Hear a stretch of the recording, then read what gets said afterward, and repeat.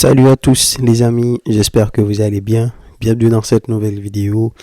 Victoire du Real aujourd'hui pour ce match aller de semi-finale de Coupe d'Espagne. Victoire 1-0 à San Sebastián chez la Real Sociedad. Donc le Real qui prend une avance en vue du match retour. Une option pour la qualification en attendant le match retour qui va se jouer en début d'avril. Real Madrid, Real Sociedad, c'est toujours un match très intéressant à regarder, surtout quand ça se joue à Sociedad. On sait déjà à l'avance que la Real Sociedad va poser beaucoup de problèmes au Real. On sait déjà Kubo, celui qui va être sur son côté, en l'occurrence Fran Garcia aujourd'hui, il va passer un mauvais moment parce que Kubo, c'est l'un des meilleurs ailiers en championnat. Oyarzabal, Zubimendi, Barrenechea, tout ça, bref, c'est vraiment une équipe très agréable à regarder. C'est une équipe aussi qui sait poser beaucoup de problèmes à ses adversaires. Mais en même temps, on sait aussi que la Real Sociedad, ça manque d'efficacité. Ça manque de justesse dans les derniers gestes et ça leur a posé problème contre le Real Madrid à plusieurs reprises. La saison passée, au match aller, ça a été pareil. Au match retour, ça a été pareil. Ils sont intéressants, ils jouent très bien, ils peuvent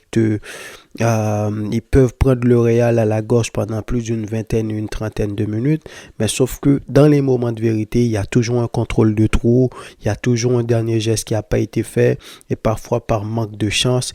Et aujourd'hui, la plupart des actions qui aurait pu aller au fond, Lunin, il a été exceptionnel aujourd'hui. Ancelotti a fait tourner son effectif. J'ai envie de dire qu'il n'avait pas vraiment le choix parce que faut pas oublier que le Real, il y a plusieurs blessures, Militao, Carvajal, il y a là-bas qui vient de revenir, etc. Rajouter à cela, tu as des gars qui sont usés à l'image d'un Valverde aujourd'hui qu'on a laissé repos.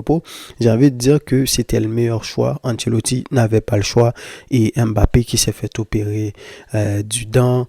Donc, il ne pouvait pas être là et Ancelotti en a profité pour faire reposer Courtois aujourd'hui et pour faire jouer Lunin. Donc,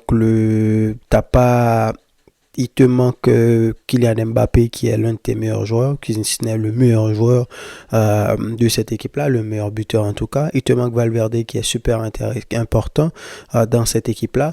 En plus de cela, tu t'es permis de laisser des joueurs comme Rodrigo sur le banc. Bellingham était de retour, lui qui n'a pas pu jouer en Liga. Comme vous le savez, il a 2 matchs de suspension. Donc c'est une équipe remaniée avec un Arda Güler, Henrik, Vinicius et Asensio aussi qui a été titularisé, mais cette fois-ci sur le côté droit. Donc Vinicius, faut en parler un petit peu.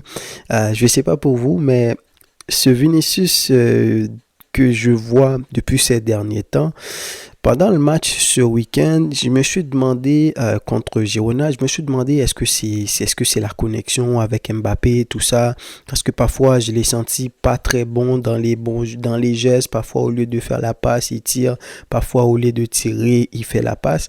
Mais aujourd'hui, le Vinicius que j'ai vu, on est en train de découvrir une autre facette de son jeu et c'est extrêmement intéressant. Moi, j'avais l'image de Vinicius comme un joueur extrêmement percutant sur le côté.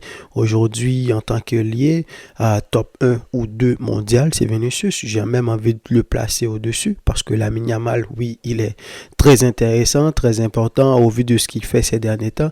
Mais Vinicius, deuxième au Ballon d'Or. Donc, voilà, il est premier. Mais je me rappelle du match contre Alaves ou avant même qu'il s'était blessé, est-ce que c'était Alaves, je crois, Leganés, je crois, 3-0 chez Alaves en championnat, que j'avais vu ce style de Vinicius-là, le Vinicius qui est partout dans la zone. Le premier but, ou du moins le but du Real, parce que il y a eu que seul but dans le match, c'est Vinicius qui est venu récupérer le ballon. Récupération dans les pieds de, est-ce que c'est Zubimendi, je crois. Ensuite, c'est Fran Garcia qui récupère, qui donne à Vinicius, qui donne à Bellingham, et Bellingham qui fait la passe pour Henrik, qui met l'extérieur du pied, qui marque. Et à plusieurs reprises, j'ai vu Vinicius dézoner à droite, à gauche, dans l'axe. Et c'est pas la seule récupération qu'il a fait. C'est pas la seule récupération qu'il a fait dans son camp. Un Vinicius qui défend, un Vinicius qui est en mode meneur de jeu, des passes pied gauche pour changer le jeu, des passes pied droit pour faire des transversales et tout. Et voilà, ce Vinicius-là qui est capable de jouer en 10 à droite, à gauche. Certes, c'est pas un Vinicius qui va marquer beaucoup de buts.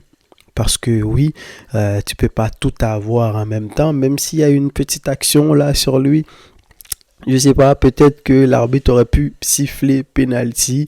Ils l'ont pas donné, mais il y avait une autre action aussi pour Sociedad. Je me rappelle plus, est-ce que c'était Kubo ou un truc comme ça. Donc c'est pas assez pour faire des scandales, mais je pense quand même que ça aurait pu être sifflé. Donc c'est pas un Vinicius qui va marquer beaucoup parce qu'il est plus organisateur maintenant, mais ça reste quand même très intéressant à voir. Et Vinicius m'a plu aujourd'hui.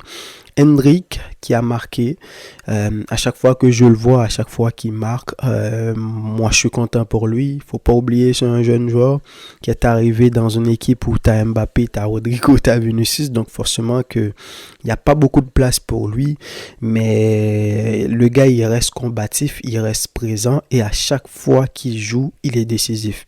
Il essaie toujours d'amener quelque chose, soit il marque, soit il donne une passe décisive, soit il te fait une action qui te reste dans la tête et ça c'est très important pour lui. Aujourd'hui il a marqué un très beau but, il aurait pu marquer un doublé, malheureusement pour lui ça a touché la barre transversale.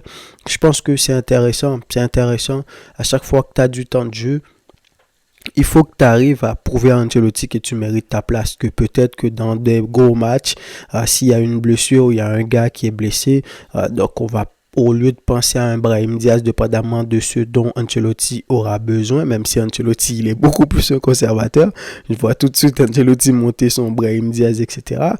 Mais il aura de quoi se poser des questions parce que toi, quand tu es là, tu montres que tu n'as pas peur et t'es percutant et tu arrives à marquer des buts. Asensio est sorti en première mi-temps. Encore une fois, très bon match de sa part. Comme l'a dit Ancelotti, c'est une surprise pour tout le monde. Il est très autoritaire, il est excellent le Asensio.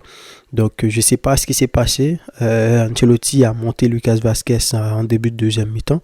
Est-ce que c'est pour le reposer aussi, même si je pensais plus à Rudiger parce qu'il était touché. Et à son retour, on a vu qu'on lui a mis un bandage au genou gauche. Mais au final, c'est Asensio qui est sorti. Fran Garcia, je disais qu'aujourd'hui il a eu un très bon client, Kubo, à l'image de Kubo, mais pourtant il n'a pas été si mauvais que ça. Depuis le match contre l'Atlético, j'ai vu un Fran Garcia aussi qui est différent. Fran Garcia, il est beaucoup plus offensif qu'un Ferland Mendy. Ça c'est clair, mais j'avais un problème avec lui défensivement parlant. Mais je trouve qu'il s'est beaucoup amélioré, pas encore comme un Mendy ou peut-être même comme un Camavinga, mais contrairement à un Lucas Vazquez sur l'autre côté, avec Fran Garcia, je sens que ces derniers temps, tu as beaucoup plus de sérénité. Il est très bon, à la fois défensivement et offensivement. Il passe dans le dos, des bonnes combinaisons avec Vinicius, Bellingham, etc. Franchement, c'était un très bon match. C'est pas le match qu'on a vu hier. Alors hier, c'était beaucoup plus d'intensité, beaucoup plus de spectacle, beaucoup plus de buts. Mais quand même, entre la Real Sociedad qui a joué un très bon match, entre le Real qui n'a pas été mauvais, des combinaisons, Hendrick très bon, Arda Güler pas mauvais non plus, sérénité en défense, mais les rares occasions qu'a eu la Real Sociedad, soit c'était pas cadré, soit Lunin il a fait les arrêts, et Lunin qui a été très bon aujourd'hui. Et résultat final, 1-0. Donc, donnez-moi vos avis, les amis. Dites-moi qu'est-ce que vous avez pensé de ce match-là. Parce que je pense que Ancelotti, aujourd'hui, il est gagnant dans tous les sens du terme. Déjà, t'as pas ramené 3 joueurs extrêmement importants dans ton équipe. as dû faire tourner, tu t'es permis de mettre Rodrigo sur le banc, tu as gagné à l'extérieur et les joueurs que tu as mis, ils ont été au top. Étant donné le calendrier qui arrive là prochainement, que tu vas devoir affronter le Betis ce week-end, tu vas devoir affronter l'Atlético 2 fois. Je sais pas en Liga après quelle autre équipe contre qui tu vas jouer. Tu joues sur les 3 tableaux. C'est intéressant d'arriver à gagner. Et c'est d'ailleurs la force de cette équipe-là, malgré tous les blessures qu'il y a eu, eh bien l'équipe a continué à être compétitive. C'est vrai que quand ils arrivent contre certaines équipes, Liverpool, etc., bah, si Liverpool est plus forte qu'eux, ils vont les gagner, mais pour ce qui est des autres matchs, les petits matchs comme ça, là, le Real est très serein et ils nous l'ont encore montré aujourd'hui. Donc, dites-moi ce que vous avez pensé du match et quant à moi, je vous dis à la prochaine les amis pour une nouvelle vidéo. Salut!